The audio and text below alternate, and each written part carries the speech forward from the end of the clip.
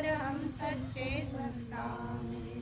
गर्व हमें है इस धरती पर हम सच्चे संतान हैं।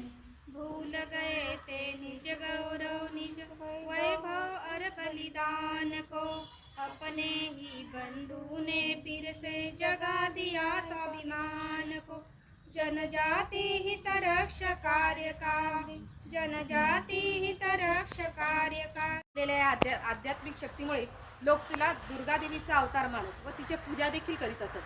त्या काळात नागा संस्कृतीवर विदेशी ख्रिश्चन मिशनऱ्यांनी अक्षरशः घाला घातला होता।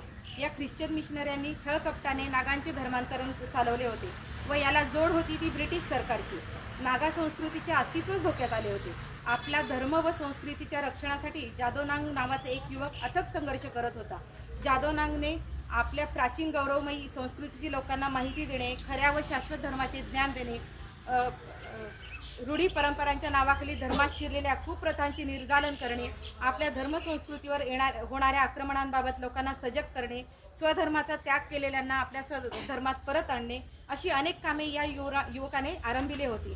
1927 साली गायदिन्ली व जादोनांगची भुवनगुहेत भेट झाली। जादोनांगच्या प्रभावाखाली येऊन गायदिन्लीने वयाच्या अवघ्या 12व्या वर्षी कुठल्याही भौतिक सुखाच्या मागे न लागता आपले सारे आयुष्य आपल्या सनातन धर्म व संस्कृतीच्या संवर्धन करण्यासाठी समर्पित करण्याचा निश्चय घेतला।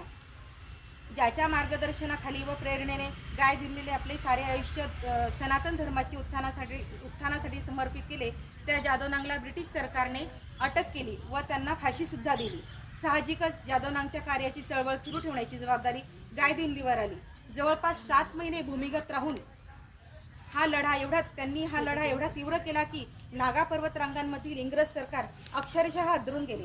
तिच्या या लढ्याचा प्रभाव आसाम, मणिपूर आणि नागालँड या 3ही विभागात असणाऱ्या जेलियांगरांग समाजात पोहोचला। तिचा लढा प्रामुख्याने 2 स्तरावर चालू होता। एक म्हणजे जेलियांगरांग समाजात धार्मिक सुधारणा व दुसरे ब्रिटिशांना या देशातून हाकलून लावणे। दोन्ही कार्य एकमेकांशी पूरक असल्याने ब्रिटिश हटवा हा तिच्या लढ्याचा मंत्र बनला। आपले अस्तित्व टिकवून ठेवण्यासाठी ब्रिटिशांना हा लढा लवकरात लवकर संपवणे आवश्यक होते। शेवटी हत्येचा आरोप लावून गायदिन्लीला वॉन्टेड म्हणून घोषित केले व तिला पकडून देणाऱ्यास 500 रुपये बक्षीस जाहीर केले, परंतु कोणीही तिचा पत्ता सांगण्यास तयार नव्हते। ब्रिटिशांनी तिला पकडण्यासाठी ऑपरेशन गायदिन्ली आखले। तिला सगळीकडून घेरण्यात आले। शेवटी 19 ऑक्टोबर 1932 या दिवशी आपल्या सहकाऱ्यांसह राणीमा गायदिन्लीने आत्मसमर्पण केले। तिला आजन्म कारावासाची शिक्षा ठोठावण्यात आली। गायदिन्लीच्या अटकेनंतर हराक्का आंदोलन